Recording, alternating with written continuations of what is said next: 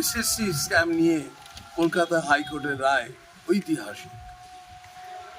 এই রায়ের ফলে যে 23,753 জন শিক্ষক এবং গ্রুপ সি অ্যান্ড ডি তাদের চাকরি চলে গেল, যারা ঘুষ দিয়ে চাকরি নিয়েছিল।